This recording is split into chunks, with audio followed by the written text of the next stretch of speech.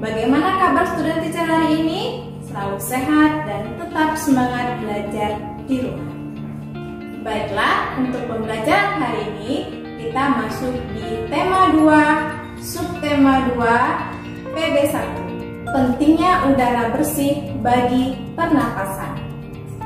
Pada pembelajaran sebelumnya, kita telah membahas bahwa untuk kita bernapas, kita memerlukan udara yang bersih.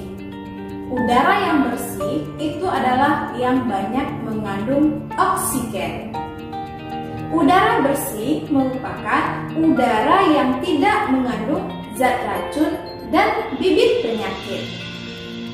Apabila udara yang kita hirup itu kotor, maka pernapasan kita akan terganggu.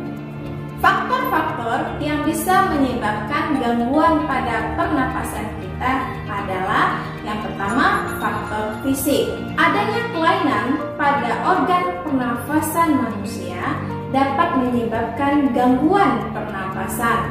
Misalnya, pada bayi yang terlahir prematur, organ pernapasannya belum sempurna sehingga memerlukan alat bantu untuk pernapasan. Yang kedua adalah faktor penyakit. Banyak penyakit yang menyebabkan gangguan pada pernapasan. Apa saja? Contohnya adalah flu. Penyakit flu disebabkan oleh virus. Flu mudah ditularkan melalui udara. Adapun gejala penyakit flu adalah sakit kepala, demam, kemampuan penciuman berkurang, hidung tersumbat oleh lendir. Pengobatan untuk penyakit flu ini adalah meminum obat sesuai dengan resep dokter dan istirahat yang cukup. Selanjutnya adalah flu burung. Penyakit flu burung ini disebabkan oleh virus yang bernama virus H5N1. Awalnya virus ini hanya menyerang hewan unggas saja. Tetapi virus ini mengalami perubahan genetik sehingga dapat menyerang manusia. Penyakit ini berbahaya karena bisa mengakibatkan kematian. Selanjutnya adalah bronkitis. Bronkitis disebabkan oleh virus yang mengakibatkan peradangan pada bronkus akibat infeksi dari virus tersebut. Kemudian penyakit pneumonia.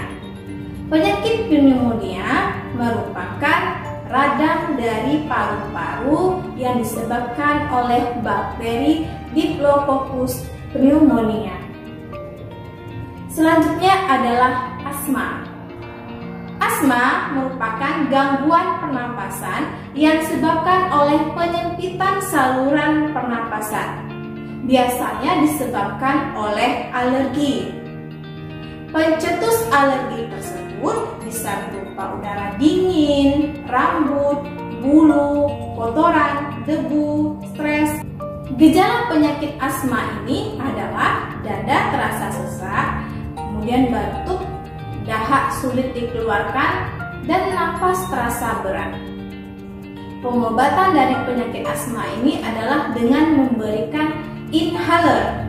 Alat tersebut berfungsi untuk memasukkan obat ke dalam saluran pernafasan secara langsung dengan cara dihisap melalui mulut. Selanjutnya adalah penyakit tonsilitis. Penyakit tonsilitis adalah peradangan pada amandel atau tonsil yang disebabkan oleh virus atau bakteri. Gejala dari penyakit ini adalah membesarnya tonsil. Faktor ketiga yang menyebabkan terjadinya gangguan pernapasan pada manusia adalah faktor lingkungan. Lingkungan yang kotor, asap kendaraan, asap pabrik, dan asap rokok bisa mencemari udara. Udara yang tercemar menyebabkan persediaan oksigen menipis sehingga kita akan terasa sesak saat bernapas. Nah, student teacher, itu beberapa contoh penyakit yang disebabkan oleh virus atau bakteri. Sebenarnya masih ada yang lainnya. Nah, untuk selanjutnya nanti akan kita bahas penyakit lainnya yang menyerang organ pernapasan kita. Kemudian student teacher, sebuah teks mengandung informasi. Informasi adalah penjelasan dan pemberitahuan mengenai suatu hal. Berikut adalah kata tanya beserta informasi yang ingin kita ketahui. Untuk kata tanya apa adalah menunjukkan penjelasan mengenai suatu hal atau benda, di mana menunjukkan penyebutan atau penjelasan tempat. Kapan menunjukkan penyebutan atau penjelasan waktu. Siapa menunjukkan penyebutan atau penjelasan nama orang, jabatan, atau pekerjaan. Mengapa menunjukkan penyebutan atau penjelasan suatu sebab dalam sebuah cerita. Bagaimana menunjukkan penyebutan atau penjelasan keterangan cara atau proses, penjelasan ciri-ciri atau penjelasan karakter tokoh. Sedangkan berapa adalah menunjukkan jumlah atau banyak suatu benda. Selanjutnya student teacher, perhatikan teks di samping dan kita baca bersama-sama. Organ pernapasan burung. Sistem pernapasan pada burung hampir sama dengan pernapasan manusia. Oksigen dihirup dan masuk ke dalam organ pernapasan burung. Organ pernapasan burung adalah paru-paru. Burung juga memiliki organ pernapasan yang disebut pundi-pundi udara. Saat terbang, pernapasan burung dibantu oleh pundi-pundi udara. Pundi-pundi udara mampu menyimpan udara. Saat terbang, burung tidak melakukan pernapasan dengan cara menghirup udara langsung, melainkan dari udara yang tersimpan di dalam pundi-pundi udara. Kepakan sayap burung membantu udara di dalam pundi-pundi udara mengalir ke paru-paru. Setelah kita baca teks yang tadi, maka ada beberapa informasi yang bisa kita dapatkan dari teks tersebut. Dari informasi yang kita dapatkan tadi, maka kita bisa membuatkan informasi tersebut ke dalam sebuah peta pikiran.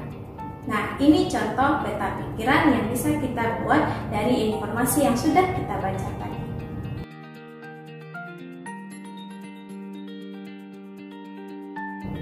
Nah, bagaimana student? Cukup sekian pembelajaran kita hari ini. Tetap semangat belajar di rumah dan sampai jumpa di pembelajaran selanjutnya. Goodbye student!